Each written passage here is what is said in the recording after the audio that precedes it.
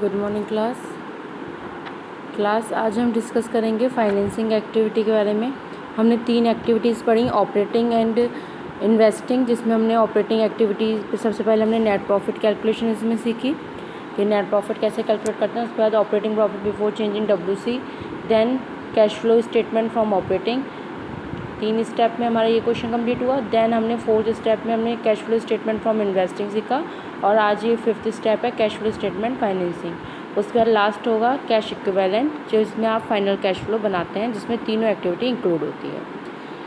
अब financing activity की हम बात करें तो फाइनेंसिंग एक्टिविटी में हमारे question number 34 page number 5.101 page number 34, जिसमें इक्विटी कैपिटल दे रखी है 5,25,000 की। 19 और 18 ईयर दे रखे हैं, 4 लाख की 18 में दे रखा है। 10% प्रेफरेंस शेयर 4 लाख 5,50,000।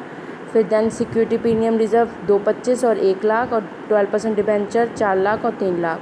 इन्फॉर्मेशन है, इक्विटी शेयर इशू हुए हैं 31 मार्च 2019 को। इंटरमीडिएट डिविडेंड पे हुआ है इक्विटी शेयर पे 15%। अब इंटरमीडिएट डिविडेंड पे करा है आपने 15% से, किस पे? इक्विटी शेयर्स पे। अब इक्विटी शेयर जो इशू हुए हैं वो 31 मार्च 2000 मतलब 18 में हमने अर्न किया होगा, 19 में पे किया होगा। 19 में जो हम अर्न करेंगे वो हम 20 में पे करेंगे। तो 18 वाला अर्निंग का है और ये हमारा 17 का अर्निंग का होगा जो हम 18 में दे रखा है अमाउंट। अब प्रेफरेंस शेयर की अगर हम बात करें तो प्रेफरेंस शेयर रिडीम जो हो रहे हैं 31 मार्च 2019 में, वो एट अ प्रीमियम पे हैं। 5% प्रीमियम पे was debit statement of profit and loss, मतलब वो प्रीमियम जो हमने पे करा है 5% का प्रेफरेंस शेयर्स पे, वो हमारा डेबिट बैलेंस है स्टेटमेंट प्रॉफिट एंड लॉस का। क्रेडिट प्रॉफिट होता है और डेबिट हमारा लॉस के लिए आता है। 12% डिबेंचर फेस वैल्यू का 1 लाख का है, जो इशू करा है हमने 31 मार्च 2019 को। अब 12% डिबेंचर भी हमने इशू कर रखा है। तब हम इसका एक सॉल्यूशन देख लेते हैं। इसमें हमने इशू ऑफ शेयर्स लिखे सबसे पहले 12,50,000 के, 1,25,000। जब आप कैलकुलेट करके निकालोगे तो आपकी वैल्यू इतनी आएगी। फिर ट्रांसफ़र, क्योंकि आपके इक्विटी शेयर्स इशू हुए थे 5/25 के, 5/25 में फिर आपने इंटरमीडिएट डिविडेंड पे करा है इसमें 15% का। उसके बाद प्रीमियम रिजर्व्स की अगर हम बात करें तो प्रीमियम रिजर्व्स जो हैं 12% पहले डिबेंचर्स की बात कर देते हैं। तो इशू ऑफ डिबेंचर्स आपके जो हैं, इशू ऑफ डिबेंचर्स की अगर हम बात करें तो 1 लाख का डिफरेंस है इशू ऑफ डिबेंचर्स में। और इशू ऑफ शेयर्स में अगर हम बात करें तो 4 लाख और 5,50,000। तो हमारा प्रेफरेंस शेयर्स का अगर हम देखें तो इशू ऑफ शेयर्स हमारे टोटल ही मैंने बता दिए हैं 4/25 और 1/25, तो 1,25,000 आएगा। 5,25,000 में से अगर 4 लाख जाएंगे तो 1,25,000 आएगा। Then transfers of premium reserve का अगर हम बात करें तो ट्रांसफ़र प्रीमियम रिजर्व 5% का लग रहा है और 2019 पे लग रहा है। तो 2019 के हैं 4 लाख और उसमें हमने 5% निकाला premium reserve. Issue of debentures फिर हमने लिए, फिर प्रीमियम रिटर्न हमने 1.5 लाख रुपए का डिफरेंस आएगा, क्योंकि 5,50,000 और 1 लाख, तो उसमें हमने 5% तो 7,500। इंटरमीडिएट डिविडेंड 15% निकालेंगे 4 लाख वाले अमाउंट में, जो हमारा 4 लाख का अमाउंट है इंटरमीडिएट डिविडेंड, क्योंकि हमें पे करना है, इक्विटी शेयर्स पे करना है। तो इसलिए हमने 4 लाख, क्योंकि जो हम इंटरमीडिएट डिविडेंड पे करेंगे मतलब 18 में जो हमने अर्निंग की होगी उस पर तो पे करेंगे, क्योंकि 19 वाला तो 20 में पे आउट होगा, इसलिए हमने 4 लाख पे 15% निकाला है। फिर रिडम्पशन, अगर हम प्रेफरेंस शेयर कैपिटल का देखें तो इसमें 18 से 4 लाख हुई है, मतलब रिडम्पशन हुआ है। अगर हमारे घट रहे होते हैं इसमें शेयर्स तो हमारे वो रिडीम माने जाते हैं, और जो अगर हमारे बढ़ रहे होते हैं तो उसमें वो इशू माने जाते हैं। जैसे 4 लाख से 5,25,000 हो रहे थे मतलब इशू हो रहे थे, इधर 5,50,000 से 4 लाख हुए हैं मतलब रिडीम हुए हैं। तो redeem of preference share capital. फिर इंटरेस्ट ऑन डिबेंचर्स, जिसमें 12% का हमने 3 लाख पे लिया है। इंटरेस्ट ऑन डिबेंचर 12% का, ये प्रीवियस ईयर पे लिया जाता है इंटरेस्ट, तो 12% का 3 लाख पे लिया। फिर interest on preference share capital हमने लिया, हमारा प्रेफरेंस शेयर कैपिटल भी दे रखा है तो उसमें हमने इंटरेस्ट निकाला, वो भी प्रीवियस ईयर पे ही हम निकालेंगे।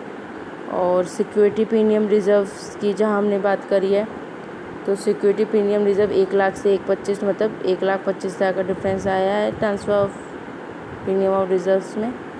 तो वो सारे अमाउंट फिर हम ऐड कर लेंगे, जो सब प्लस वाले हैं वो प्लस करेंगे, जो सब्ट्रैक्ट वाले हैं उन्हें माइनस कर देंगे। तो हमारा फाइनल आंसर आ जाएगा 41,500। आई होप ये आपको क्लियर हुआ होगा। इसी बेसिस पे क्वेश्चन नंबर 35 है, ट्राई करिएगा। लेकिन मैं एक बार और समझा देती हूँ। इसमें आपको इन्वेस्टिंग और फाइनेंसिंग दोनों ही एक्टिविटी निकालनी है। तो इसमें मशीनरी एट अ कॉस्ट 50,000 और 40,000 दे रखी है। तो सबसे पहले हमने प्लांट एंड मशीनरी अकाउंट बना लिया, जिसमें टू बैलेंस BD और बाई बैलेंस CD ले लिया। फिर एक्यूमुलेटेड डेप अकाउंट बनाया, जिसमें बाई एक्यूमुलेटेड डेप हमने 4,000 का लिया है डेप्रिसिएशन, क्योंकि हमने एक्यूमुलेटेड डेप अकाउंट करके हमारा जो मशीनरी पे बैलेंसिंग फिगर बची थी वो 4,000 की बची थी, इससे हमने डेप अकाउंट इतने का लिया है। और प्रॉफिट एंड लॉस जो मशीनरी में हमने निकाला था, उसमें हमें P&L प्रॉफिट एंड लॉस में जो अमाउंट बचा था वो 2,000 रुपये का बचा था, क्योंकि नीचे दे रखा है ड्यूरिंग द मशीनरी कॉस्टिंग 10,000, जिसमें बेचा गया 2,000 में। और इस पर डेप लग रहा था 6,000 का, तो 10 में से 6 गए, 4 में से 2 गए, तो 2,000 का स्टेट लॉस हुआ है हमें। तो 2,000 का हमने इधर से लिया बैलेंस, और इधर से आपकी वैल्यू निकल के आ गई। सेल हमने 4,000 में मशीन करी, फिर हमारी बैलेंसिंग फिगर निकल के आ जाएगी। तो हमें परचेज़ हुआ है। अगर परचेज़ होता है इन्वेस्टिंग में तो हम माइनस करते हैं, सेल होता है तो प्लस करते हैं। तो हमने परचेज़ करी है मशीनरी, तो हमने वो माइनस में डाल दी। सेल मशीनरी में हम वो प्लस में डाल देते हैं। देन फाइनेंसिंग की अगर हम बात करें तो कैपिटल दे रखा है 35 से 30,000। 19 में 30 से 35 मतलब इशू ऑफ कैपिटल है 5 की। और फिर बैंक लोन की अगर हम बात करें तो 10,000 से 0, तो means redemption on bank loan या रीपेमेंट ऑफ बैंक लोन 10,000 का माइनस में। तो नेट अगर पॉजिटिव में आंसर है तो net cash flow from investing activity या ऑपरेटिंग या फाइनेंसिंग। अगर हमारा माइनस में आंसर होता है तो net cash used in operating investing या फाइनेंसिंग एक्टिविटी। तो इसमें नेट यूज्ड हो रहा है। अब 36 क्वेश्चन आप खुद से ट्राई करिए, और अगर कोई डाउट होता है तो वो आज हम क्वेरी क्लास के टाइम क्लियर करेंगे। 36, 37, 38 खुद से ट्राई करिए। अगर कोई डाउट या प्रॉब्लम आती है इस क्वेश्चंस में तो हम क्वेरी के टाइम क्लियर करेंगे। और स्टूडेंट्स अपनी क्वेरी क्लास डेली लिया करिए। अटेंडेंस बहुत शॉर्ट हो रही है आप लोगों की। बोर्ड क्लास है, बाद में ये रिपीट नहीं होने वाला है, इसलिए ये इम्पॉर्टेंट क्लासेस हैं आप लोगों के लिए। आप डेली अटेंड रहा करिए क्लास में।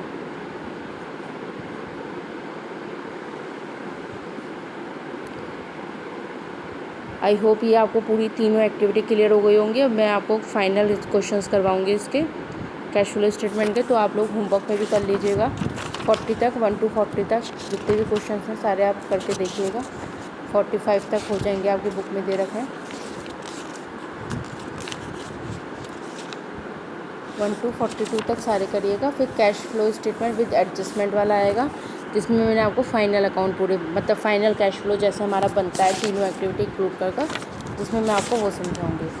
तो इसलिए ये सारे न्यूमेरिकल्स अपनी कॉपीज़ में कर लीजिए और कॉपीज़ स्कूल भेजिए चेकिंग के लिए।